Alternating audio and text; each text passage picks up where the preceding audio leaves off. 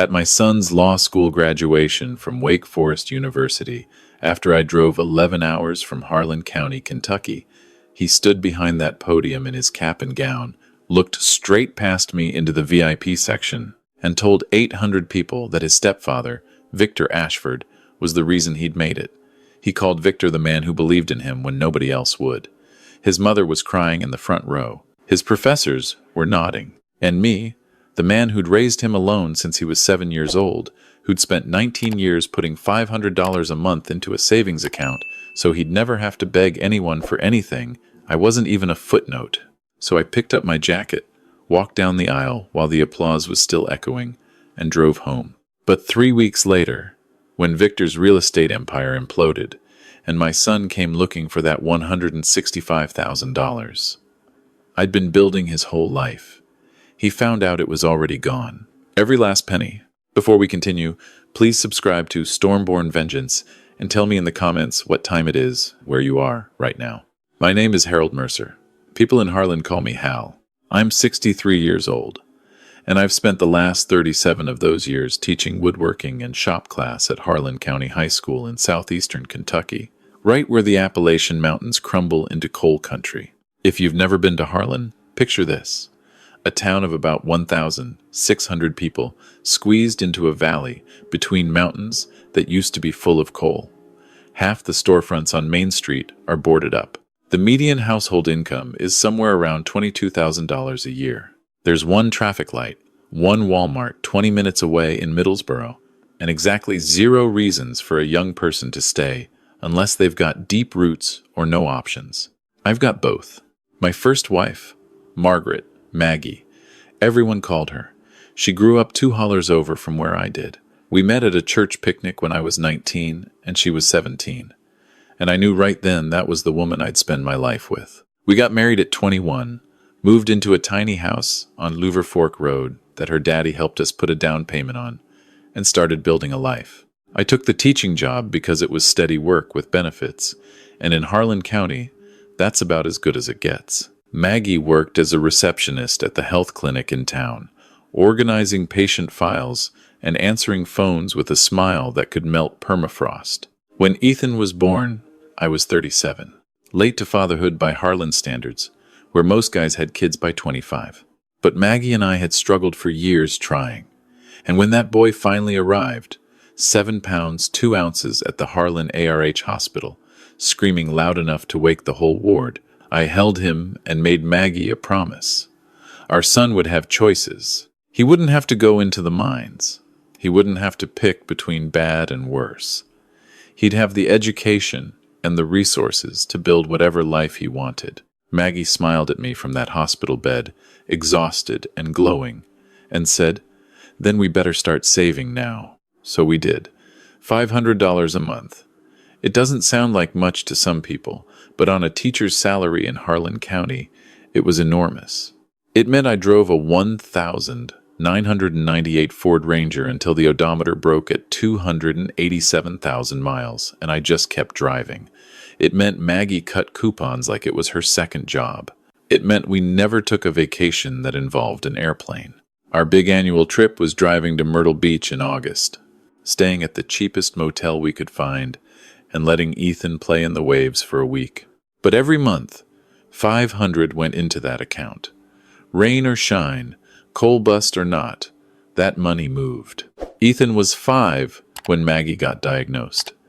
Pancreatic cancer, the worst kind, the kind that doesn't negotiate. She fought for 2 years with everything she had. Chemo at the UK Medical Center in Lexington, radiation, experimental treatments that our insurance barely covered. I drove her back and forth, 3 hours each way, holding her hand over the center console while Ethan sat in the back seat watching cartoons on a portable DVD player, too young to understand why his mama kept losing weight and losing hair, but never losing that smile. She died on a Thursday morning in November. Ethan was 7. He came home from school that day, saw the relatives' cars in the driveway, and stopped at the front door. He didn't come in for a long time. When he finally did, he walked straight to me, buried his face in my chest, and whispered, "Is Mama in heaven now?" "She is, buddy. And she's watching over you." Those first years after Maggie died were the hardest of my life. Mornings of packing Ethan's lunch and ironing his school clothes.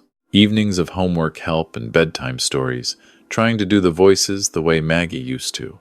Weekends of Little League games where I was the only dad sitting alone in the bleachers. I learned to cook her fried chicken recipe from the index card she'd taped inside the kitchen cabinet, and even though it never tasted quite right, Ethan always said it was perfect. I kept putting 500 into that account.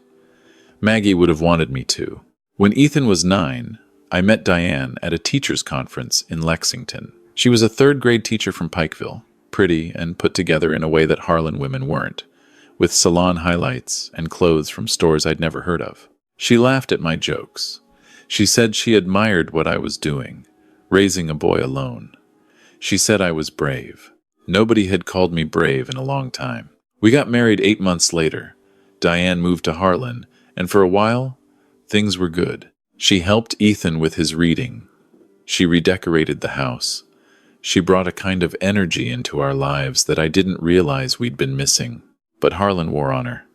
The isolation, the poverty, the way the mountains seemed to close in during winter. She started driving to Lexington every weekend for shopping, for dinner with friends, for air, she said. By the time Ethan was 14, Diane sat me down in the living room on a Sunday evening and said the words I'd been dreading. "Hal, I can't do this anymore. This town, this life, it's suffocating me. I've met someone. His name is Victor. He's a real estate developer in Raleigh. He understands ambition. He understands what I need." She left on a Wednesday, packed 2 suitcases, loaded them into a rental car, and drove south to North Carolina without looking back. She didn't say goodbye to Ethan, just left a note on the kitchen table that said, "I'll always care about you. This isn't your fault." Ethan read that note 6 times before he crumpled it up and threw it in the trash. "Dad," he said that night, staring at the ceiling from his bed while I sat in the doorway. "Everyone leaves. Not everyone. I'm right here. And I'm not going anywhere." I meant it, every word. For the next 4 years, it was me and Ethan against the world, just like it had been after Maggie died. I coached his basketball team. I proofread every essay. I sat through every school play, every awards ceremony, every parent-teacher conference. When he started getting interested in law, watching legal dramas, and reading about famous court cases, I drove him to Lexington to visit the University of Kentucky's law library. When he said he wanted to be an attorney, I told him we'd find a way. The savings account had grown.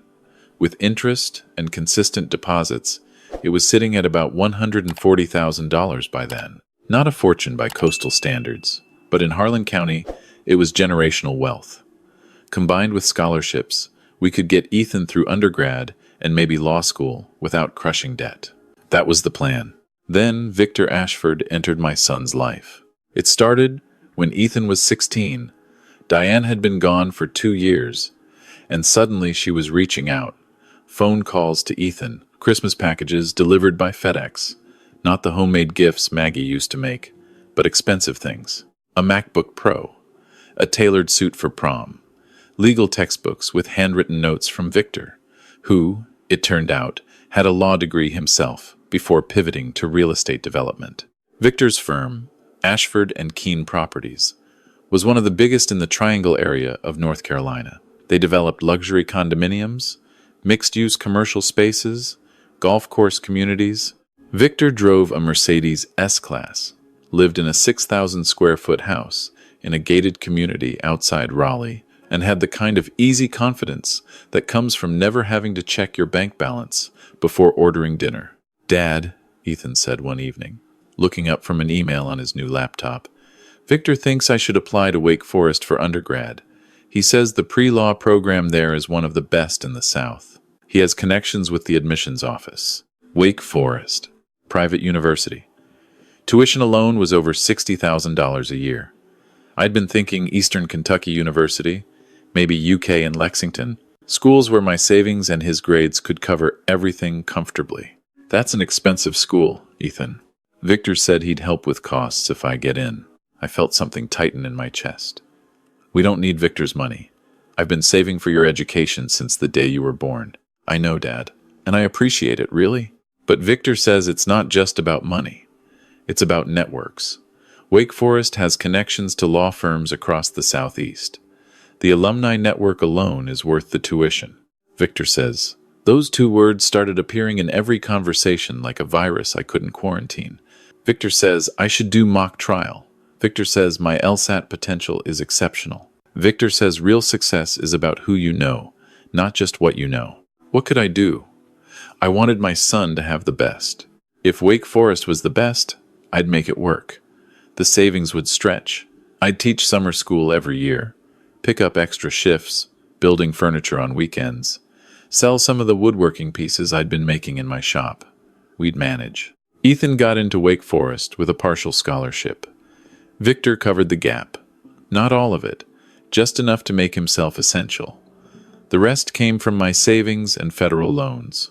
A carefully balanced equation that I tracked on a spreadsheet, taped to my refrigerator, updating it every month like a vital sign. For 4 years, I watched my son transform.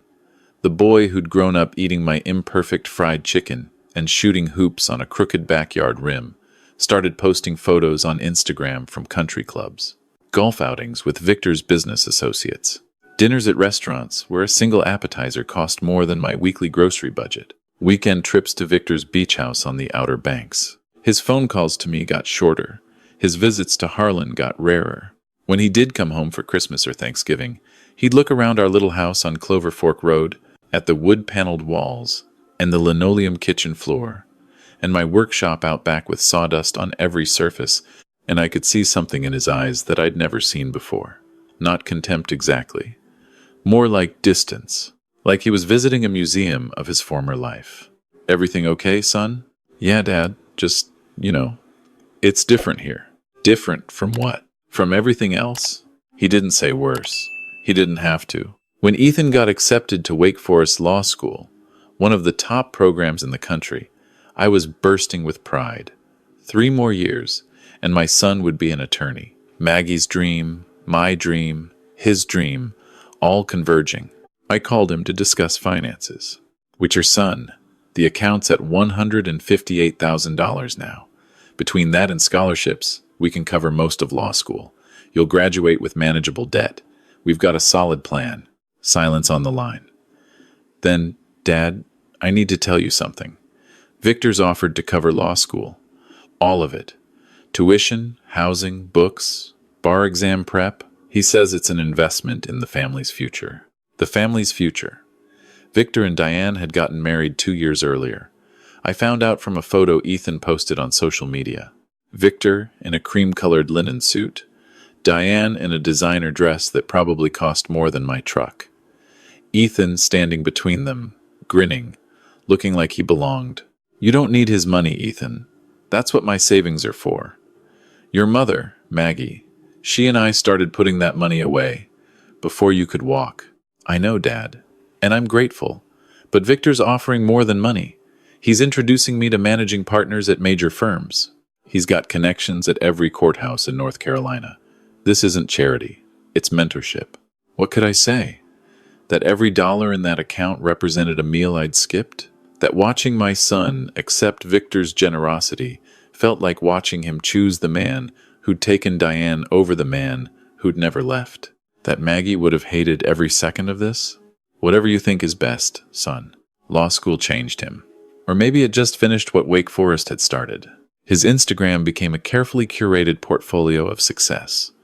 Networking galas, moot court victories, photos with judges and senior partners, and always Victor, silver-haired and square-jawed, standing in the background like a proud patriarch. My calls with Ethan became bi-weekly, then monthly, then whenever he happened to remember. He was busy with internships, study groups, law review. Victor was mentoring him on litigation strategy, introducing him to clients. My attempts to stay connected felt increasingly desperate. Ethan, I'm driving to Lexington next month for a woodworking convention. It's only 5 hours from Winston-Salem. Maybe I could swing by and take you to dinner? Oh, Dad, that's the same weekend as Victor's firm's annual charity gala. He's introducing me to the managing partner at Parker, Whitfield and Associates. It's a huge opportunity. Of course, another time. But there never was another time. 3 months before graduation, Victor offered Ethan a position, associate attorney at Ashford and Keene's in-house legal division, starting salary $145,000, plus benefits, plus a company car, plus a clear path to eventually running the legal department. Dad, can you believe it? Victor says I've got the sharpest legal mind he's seen in 20 years. That's wonderful, Ethan. I'm real proud of you. Thanks, Dad. Hey, listen, about graduation. I'm putting together the guest list. Mom and Victor will obviously be there.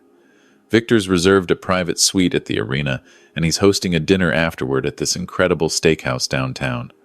You should come. I'll make sure you get an invitation. He said it like he was doing me a favor. Making sure I got an invitation to my own son's graduation. The culmination of everything Maggie and I had dreamed about while she was lying in that hospital bed, too weak to hold his hand but strong enough to whisper, "Make sure he has choices, Hal. Promise me." I spent the week before graduation getting ready. Ironed my one good suit, the charcoal one I wore to Maggie's funeral and every formal occasion since. Polished my boots until they almost passed for dress shoes. Got my hair cut at Floyd's barber shop on Main Street. Booked a room at a budget inn outside Winston-Salem because the downtown hotels wanted $250 a night, and I couldn't stomach that. Left Harlan at 3 in the morning. 11 hours through the mountains, through the winding roads of eastern Kentucky, into Virginia, down through the Blue Ridge, stopped once at a Waffle House outside Wytheville for coffee and eggs. The sunrise hit the mountains somewhere around Fancy Gap, painting everything gold and pink. And for a moment, I felt good. My son was graduating law school, top of his class. Maggie would have been so proud. The graduation ceremony was at the Lawrence Joel Veterans Memorial Coliseum. I arrived an hour early, wanting to find my seat and maybe catch Ethan before things started. Families streamed toward the entrance, mothers in floral dresses, and fathers in sport coats, everyone buzzing with pride. I clutched my printed ticket and joined the flow. Inside, the arena was massive. Ushers directed people to different sections. I asked about the private suites and was told those had separate entrances. My ticket said, Section 227, Row P. Upper level. I climbed the stairs and found my seat. Good view of the stage, at least. From up there, I could see the glass-fronted suites along the side of the arena. It took me a minute, but I spotted them. Diane in the second suite from the left, her hair shorter than I remembered, wearing something that looked like it came out of a magazine. Victor beside her, tall and silver-haired, shaking hands with a group of well-dressed people. They were laughing. There was catering. Champagne flutes catching the light. I texted Ethan. Made it. Section 227. So proud of you today, son. Love, Dad. No response. He was probably backstage with the other graduates. The ceremony started. The dean spoke about excellence and justice and the responsibility of the legal profession. The faculty processional, robes and hoods, and tradition. Then the graduates, called one by one to cross the stage and receive their diplomas. Ethan James Mercer, Juris Doctor, magna cum laude. I stood up, clapping so hard my palms stung, trying to catch his eye from section 227. Ethan crossed the stage, shook the dean's hand, accepted his diploma, and turned to face the crowd. His eyes went straight to the suite. He found Victor and Diane, pointed at them, and smiled. That smile. It was the same one he used to give me when I'd show up at his Little League games. But it wasn't aimed at me anymore. He never looked up to section 227. Never looked for me at all. After the diplomas came the student speaker. I hadn't known Ethan had been selected until his name was announced. He'd been chosen by his classmates to address the graduating class. My son, speaking for his entire law school, the pride hit me so hard, it hurt. Ethan stepped to the podium, adjusted the microphone, and began. Today, we don't just celebrate 3 years of case law and constitutional theory. We celebrate the people who made this possible, the mentors who challenged us, the family who carried us, the leaders who showed us what it means to stand for something. He talked about his journey. Coming from a small town in Appalachia, the odds against him. How far he'd come. I want to thank my mother, Diane, for teaching me that it's never too late to reach for something greater, for showing me that happiness is a choice you make, not a circumstance you accept. The camera on the big screen found Diane in her suite, pressing a tissue to her eyes. Diane, the woman who'd left a note on the kitchen table and driven away from a 14-year-old boy without saying goodbye. She was being thanked for teaching about choices. I want to thank the extraordinary faculty at Wake Forest for pushing me beyond what I thought I was capable of. Applause. But most importantly, I want to thank Victor Ashford, my stepfather, my mentor, the man who saw potential in me when I couldn't see it in myself. Victor, you taught me that success isn't about where you come from. It's about the doors you're willing to open and the people who open them for you. You introduced me to a world I didn't know existed. You invested in my future when you had no obligation to. You showed me what it means to have a father figure who builds you up instead of just keeping the lights on. Keeping the lights on. The camera found Victor, standing in his suite, nodding with practiced humility. The audience applauded. The woman next to me whispered, "How sweet." Keeping the lights on. That's what 19 years of sacrifice amounted to. Keeping the lights on. Like I was a utility company. Like every fried chicken dinner and every bedtime story and every drive to Lexington and every basketball game and every $500 scraped together from a teacher's salary in the poorest county in Kentucky was nothing more than basic maintenance. Ethan kept talking, thanking more people, an internship supervisor, a study partner, a professor who'd pushed him to write for the law review, people who'd known him for months or years, not decades. Not one word about the father who'd raised him. Not even a thank you to my dad for doing his best. Not even a vague nod to the man who'd held him when his mother died, who'd wiped his tears when Diane left, who'd driven him to his first day at Wake Forest with a lump in his throat the size of Kentucky.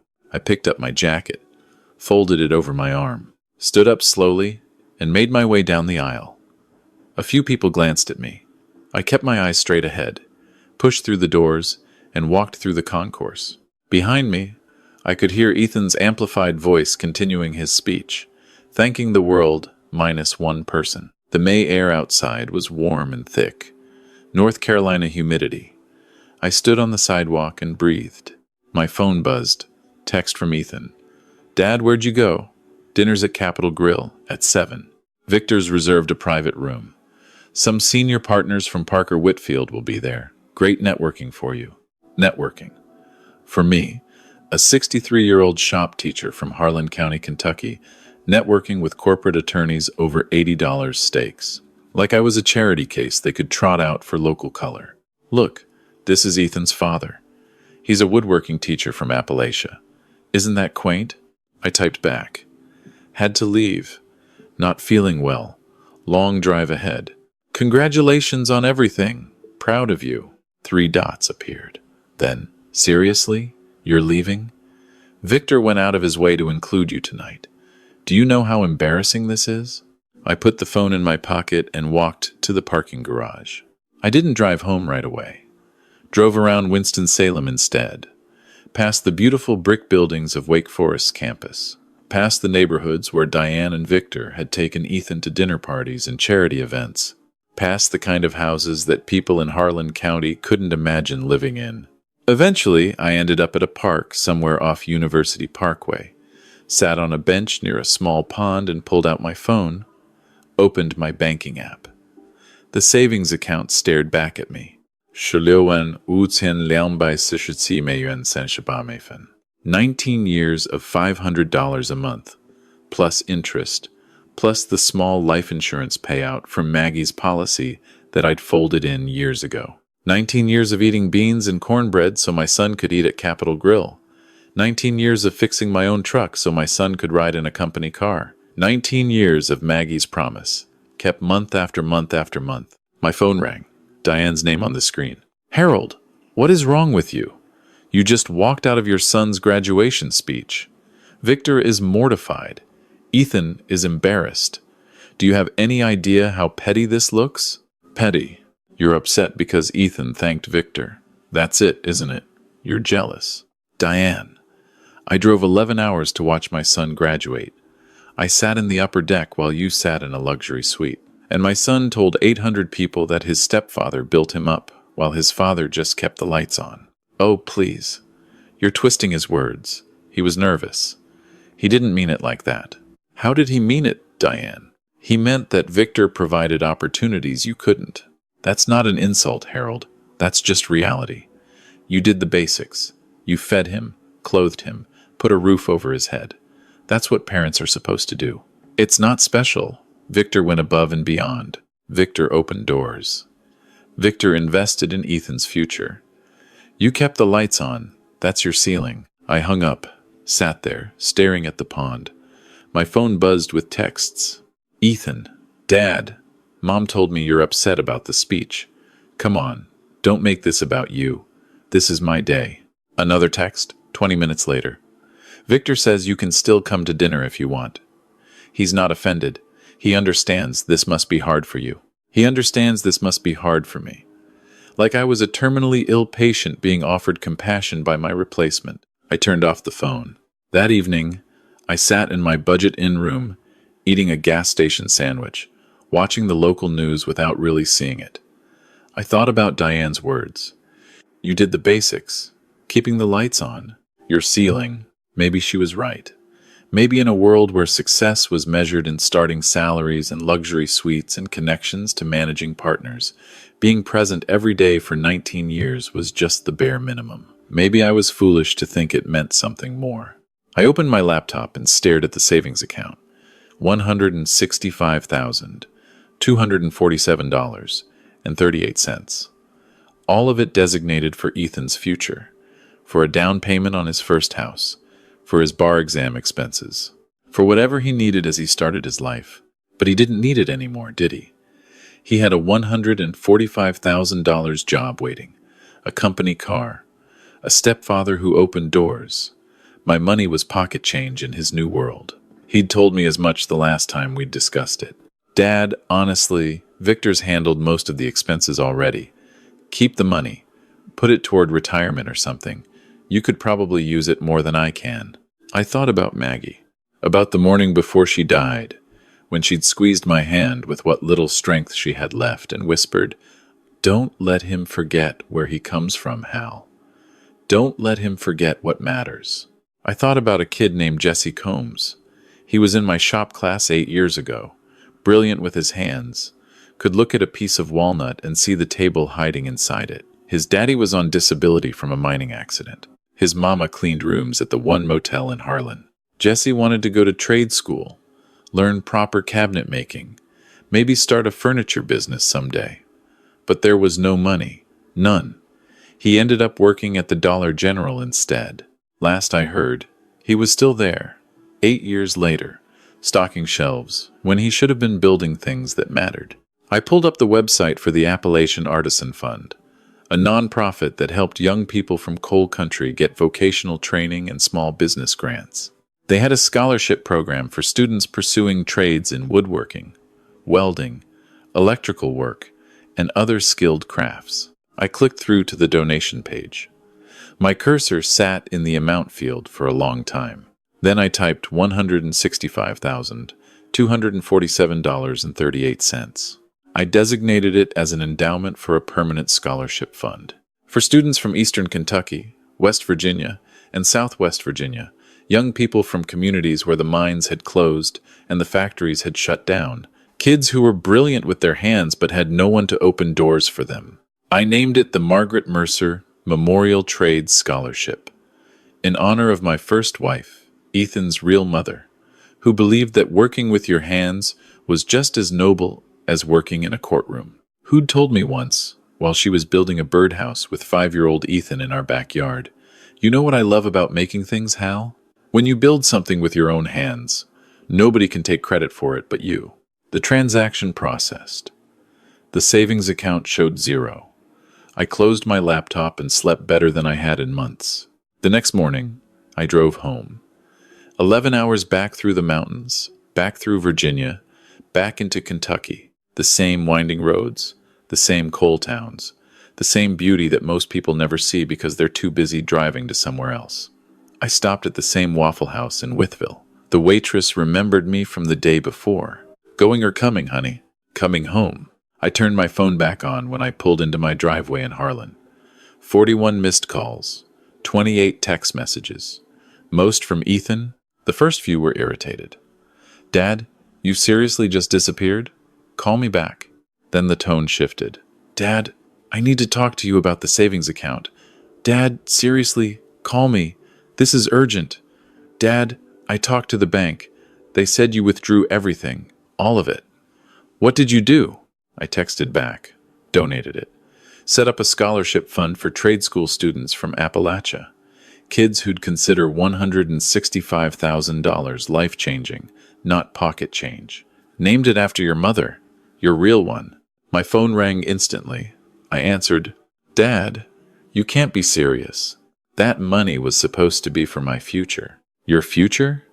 You've got a six-figure job waiting for you. A company car. A stepfather who opens doors that are permanently locked for everyone else. What could you possibly need my keeping the lights on money for? Silence. Then, quieter than I expected, things have gotten complicated. Complicated how? Long pause.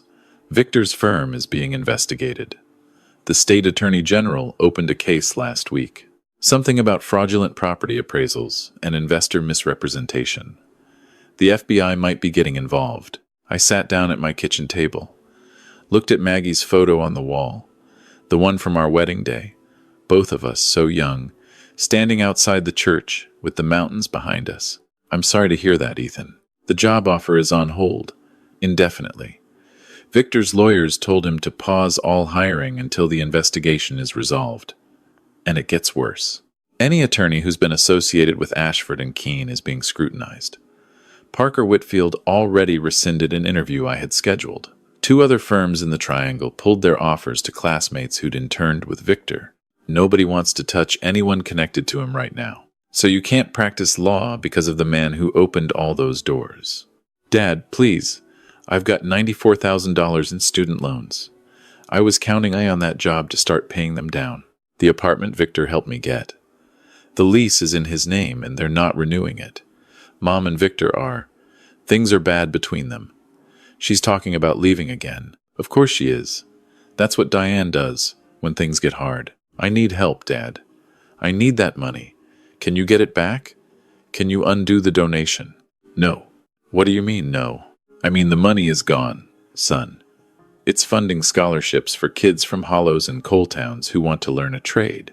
Kids whose daddies got hurt in the mines and whose mamas worked double shifts just to keep food on the table. Kids who'd give anything for the kind of opportunity you called basic. I didn't call it basic. I never said that. You said I kept the lights on. You told 800 people that Victor built you up while your father maintained the minimum. You said he opened doors. You called him your father figure. And you know what, Ethan? You were right. Victor did give you things I never could. So let him give you what you need now. You're punishing me. For a speech. For words I said when I was nervous and stupid and trying to impress people in that room. I'm not punishing you. I'm just done being the backup generator that only matters when the power goes out. Victor showed you what real fatherhood looks like. Great. Let him show you what real support looks like when everything falls apart. This is unbelievable. Mom was right about you. You're bitter and small. Small? Yeah. Small town, small house, small salary, small life. But I was there, Ethan, every single day. When your mother died and you were 7 years old and terrified. When Diane left and you were 14 and confused. When you had nightmares, and when you struck out at Little League, and when you got your heart broken for the first time, I was there. Not because it was my ceiling, because it was my choice, and I'd make the same choice again every time. But I'm done begging my own son to notice. Dad. Goodbye, Ethan. I hope things work out. He called back 11 times. I didn't answer. The weeks that followed were quiet. I went back to my routine, teaching summer shop classes to kids who actually wanted to learn how to build things. Spending evenings in my workshop, making a rocking chair out of cherry wood because working with my hands has always been the only therapy I've ever needed.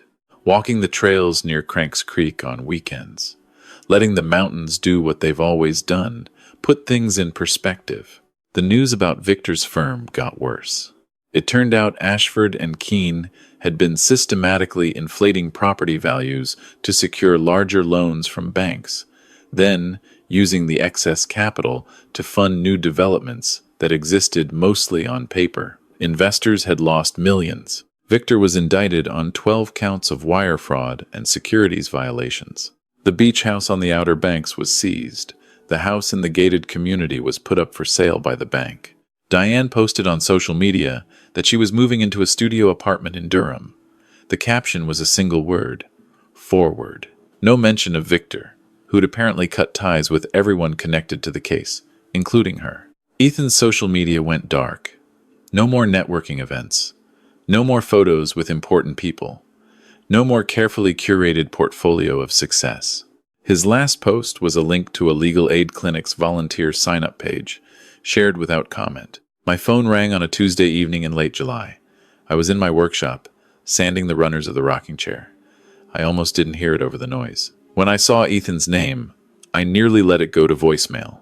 But something in me, the same something that had gotten up at 4 a.m. for Little League practice and driven 3 hours each way to Lexington for Maggie's treatments and put $500 into an account every month for 19 years. That something made me answer. Dad. Yeah, Ethan.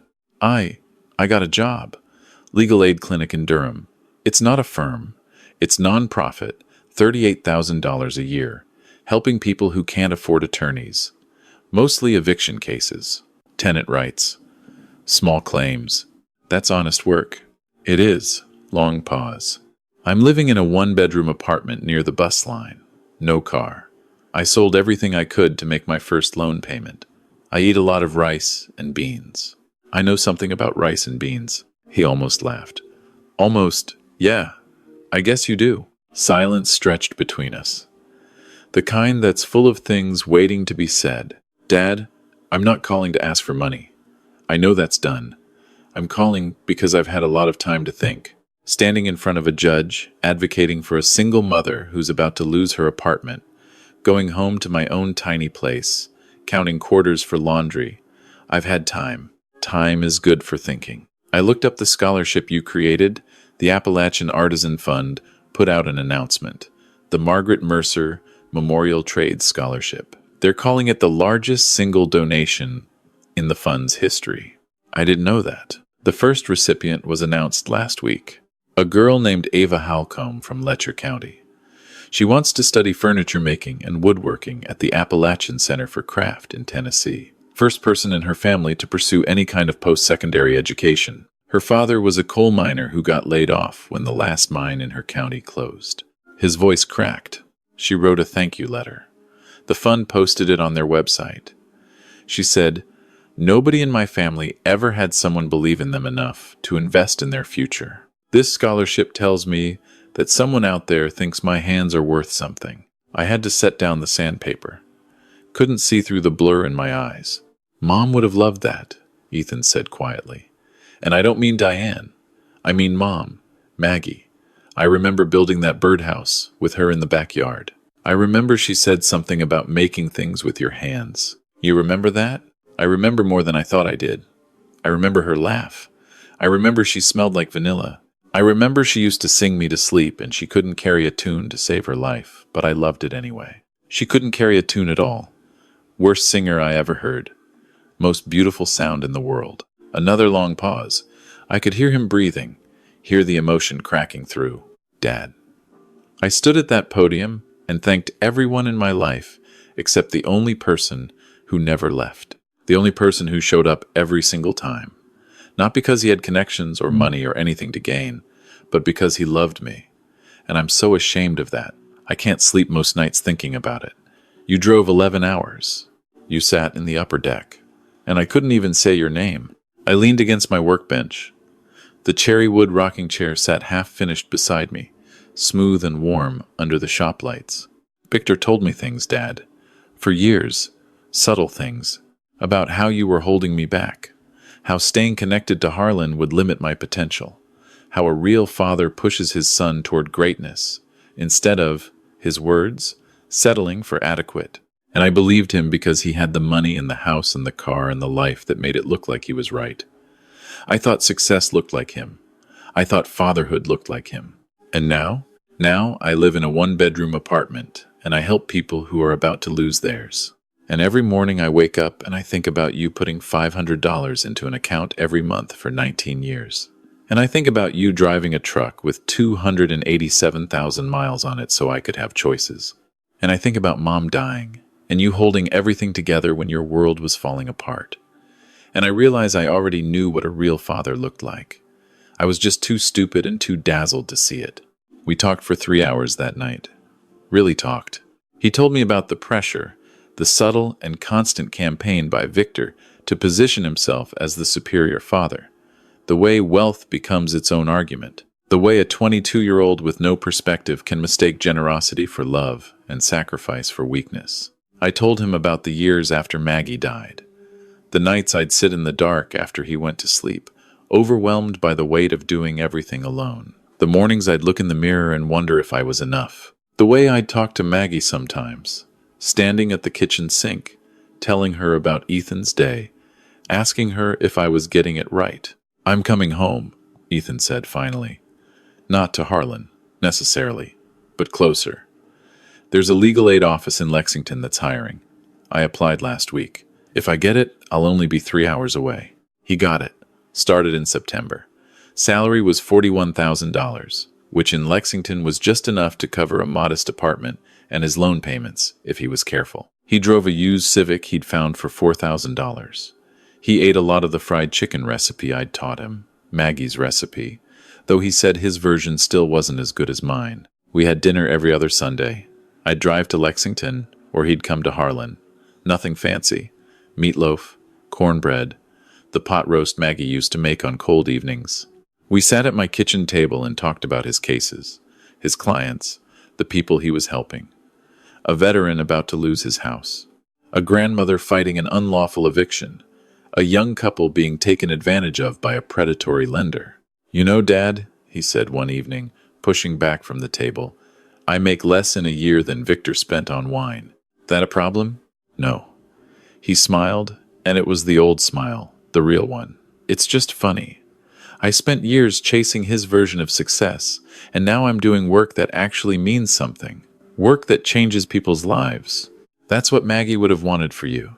I know that now." One Sunday in October, we were sitting on my porch, drinking coffee, watching the fog lift off the mountains. Ethan's phone buzzed. He looked at it, smiled, and handed it to me. It was an email from the Appalachian Artisan Fund.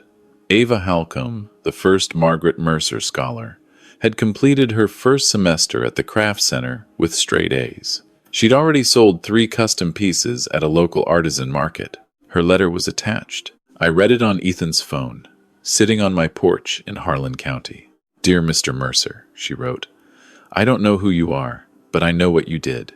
You gave me a chance that nobody in my family has ever had. My father said when he heard about the scholarship, he cried for the first time since his mind closed. He said somebody out there remembers people like us.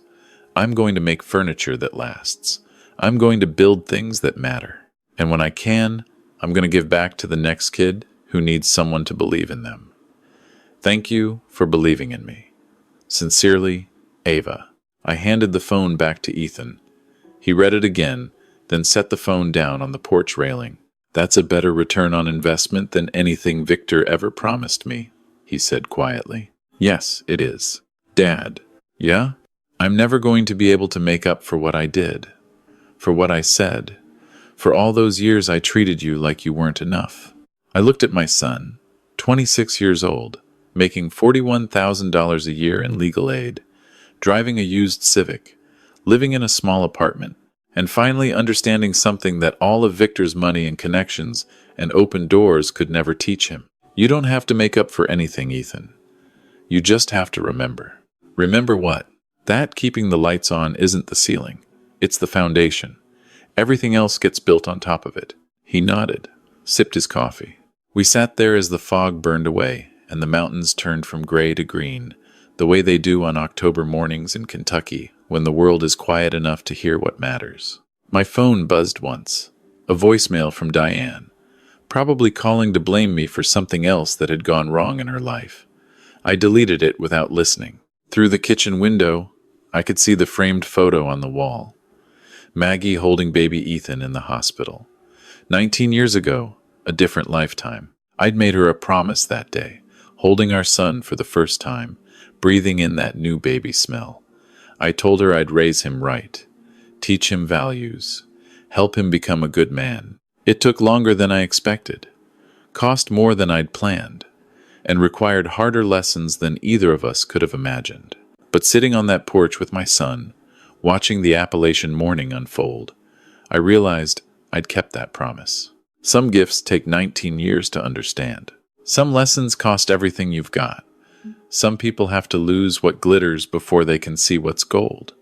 But in the end, the ones who love you won't be there because of what you can give them. They'll be there because of who you are. Victor never understood that. Ethan finally did, and that makes all the difference. If you enjoyed this story, please like this video, subscribe to Stormborn Vengeance, and share your thoughts in the comments below. Have you ever sacrificed everything for someone who didn't see your worth until it was almost too late? Tell me your story. To watch the next video, click the link on your screen. Thank you for watching.